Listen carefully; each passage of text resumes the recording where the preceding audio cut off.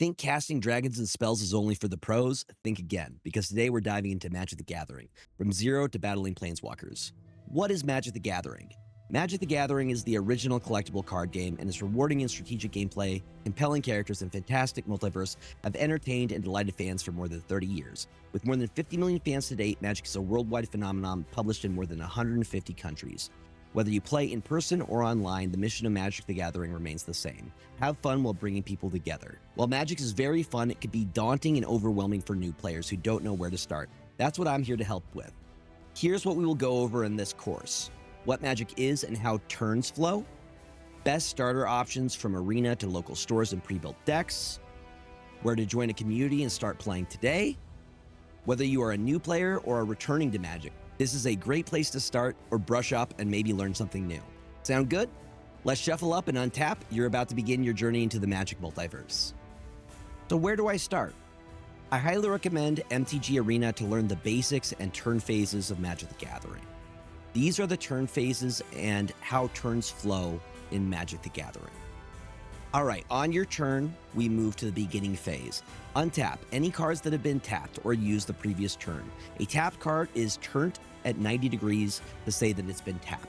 Upkeep. At the beginning of the upkeep step, any abilities that trigger either during the untap step or the beginning of the upkeep go on the stack. Don't worry about what the stack is for now. Play Arena, it will help you visualize this in the phases of a turn. Draw for turn. Go ahead and grab a card from the top of your library. We then move to pre-combat or main phase. Play a land. You can only play one land per turn unless a card specifies otherwise. Play creatures. Use the mana from lands or other creatures or artifacts to play additional creatures. Creatures are considered spells.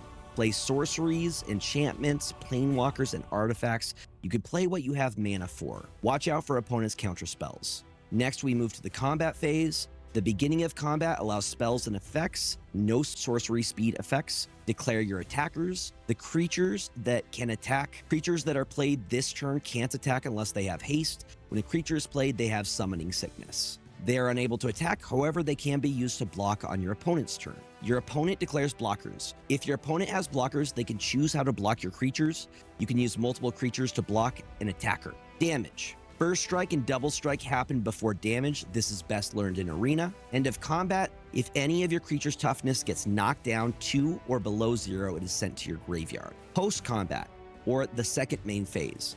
Same rules apply as first main phase. You can play a land if you have not yet. Play creatures if you have the mana, sorceries, enchantment, etc. These are known as being sorcery speed versus instant or flash speed, so you can only play sorcery speed during the main phases. You could also get countered by your opponent at this phase if they have an instant or flash spell. End phase.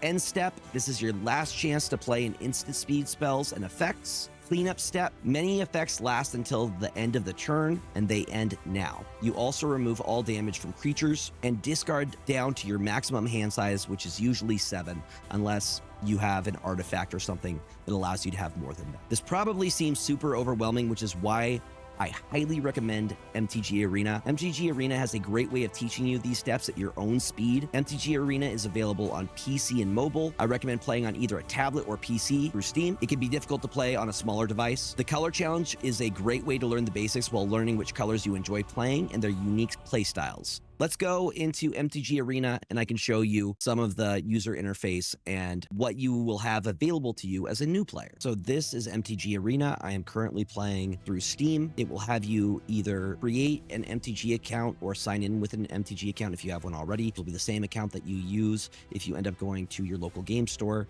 and play either in a pre-release or doing like draft and things like that. It's all the same account, which is really, really cool. And you can get additional things like for participating in a pre-release, you can get additional boosters in MTG Arena and things like that. So it's very, very cool. So you're going to start here and it's going to have you go through at first just a bunch of challenges. Don't worry about the whole interface. It's going to have you start. It's going to give you a little tutorial and then it's going to have you do this thing called the Color Challenge. The Color Challenge is great. It has you go through the different colors and what each of them excels at. You're going to try and beat these bots and then play a real player at the very end. Doesn't matter if you win or lose, you still end up getting a prize. And then once you go through all of them, you get a bunch of really nice starter decks.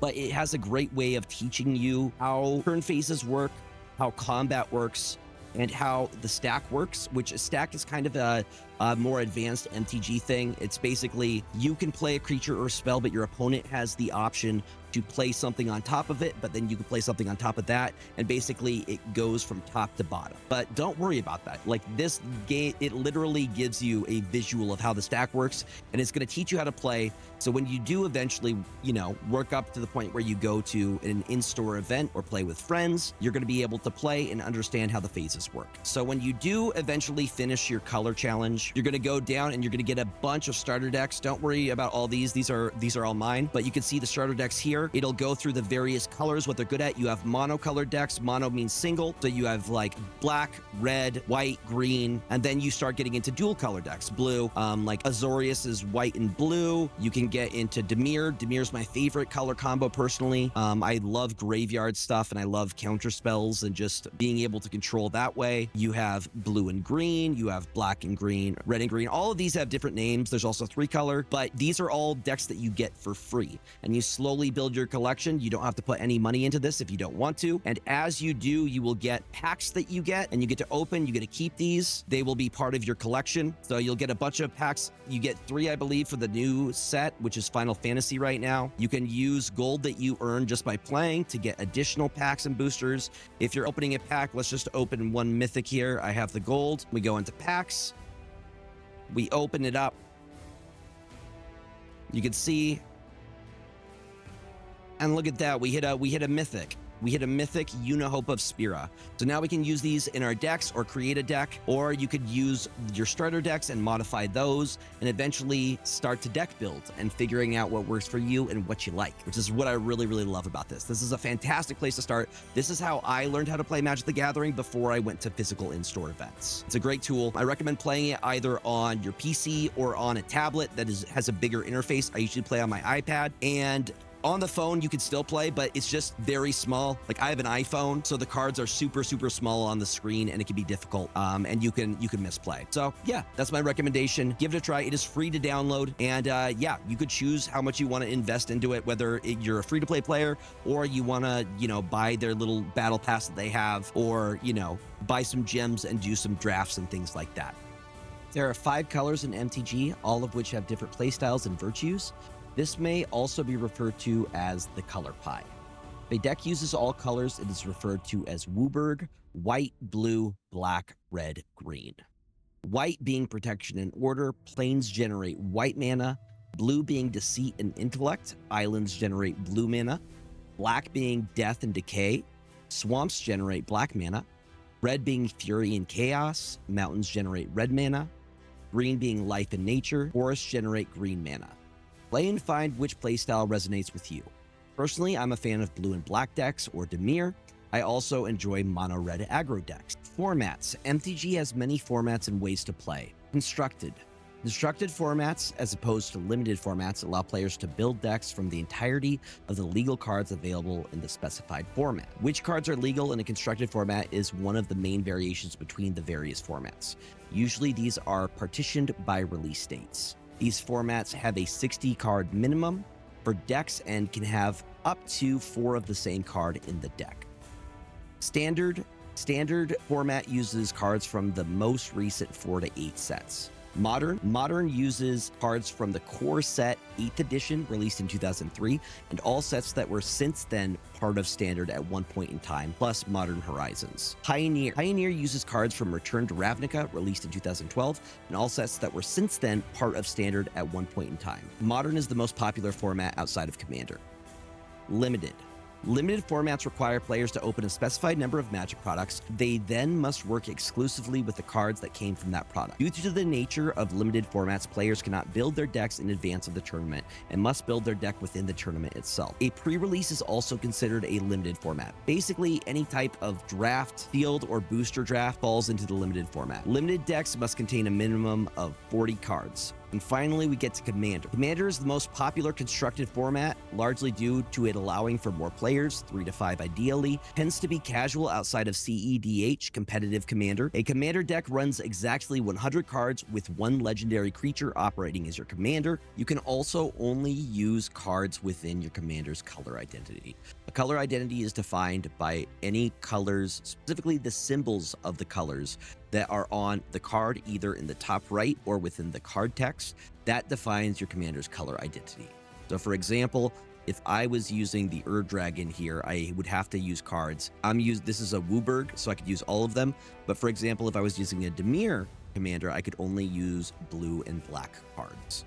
Commander is a singleton format, meaning that each card in your deck must be unique, no duplicates other than basic lands. Your commander operates as a creature that you can resummon upon death or exile. Returning to the command zone, you then can play them again, but paying commander tax. It costs an additional 2 mana after being destroyed or exiled. You have 40 starting health instead of 20 like in other MTG formats. You can also lose to commander damage. Commander damage is separate from your life pool. If you get hit with 21 damage from a commander, you lose. Each commander at the table does its own commander damage that you should be keeping track of. Please abide Rule 0. Talk to your pot of players beforehand about the power of your deck. Play something that allows everyone a chance to have fun. There's a bracket system for power. Most people will fall into the 2 to 3 bracket. Bracket 2 being a pre-con commander, 3 being an upgraded precon, and bracket 4 and 5 being competitive. Bracket 4 is optimized, so almost ready for competitive, and then bracket 5 is CEDH, competitive commander. That is at the highest end of the spectrum. So do not bring a 4 or a 5 when the rest of the pod has a precon that they're playing today. It's not fun for new players to get pub stomped when they are playing against a 4 or CEDH deck. We want people to stay around and keep playing MTG. Help them learn. If you're also wanting to get into the physical TCG, I recommend picking up a precon or pre-constructed starter kit.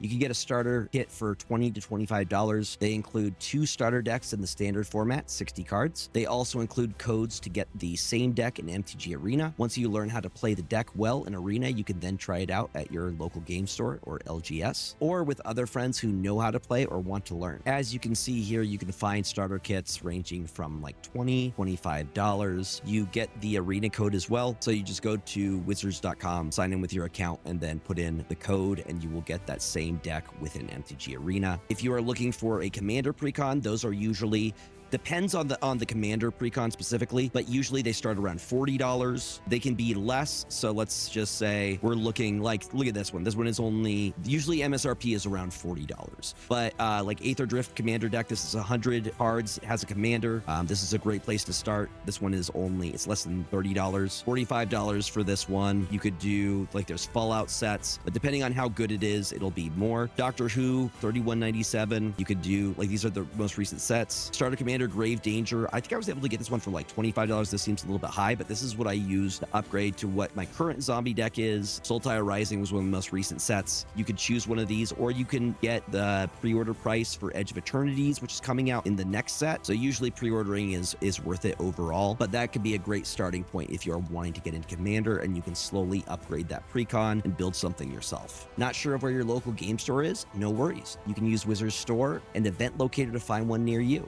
And if you go over here, you will find the locator. So go ahead and type in where you live, your address, let's just say Seattle. And look at this.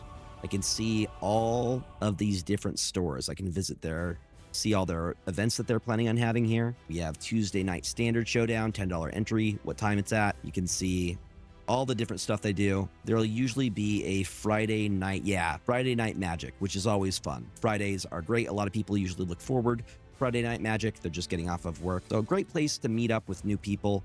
Still feeling anxious about attending your first in-person event? Try going to a pre-release. What's a pre-release?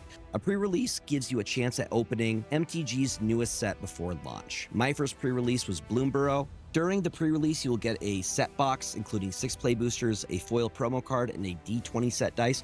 Use a spin down counter for your life. This was the one that I got from the most recent Final Fantasy set.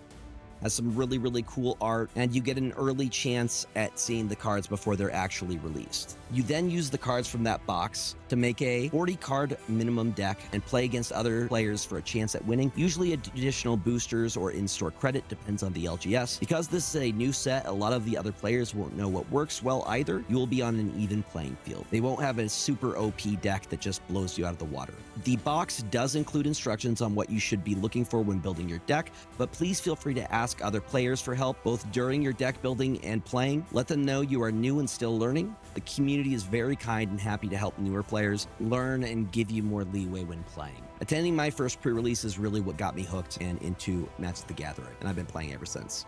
Overall, the goal most likely is to work towards Commander. That is personally where I find the most fun. It's super casual, gives you a chance to have some community, enjoy a game with others who often look forward to this once or twice a week. I literally ended up playing in a casual Commander pod with the guy who helped me file my taxes like a week or two before. You never know who you will meet or become friends with. That's where the real joy is. It's not about winning, it's about the gathering. Thank you all for watching the video, especially if you made it all the way to the end. Please be sure to like and subscribe so the video gets pushed out to more new or returning MTG players like yourself.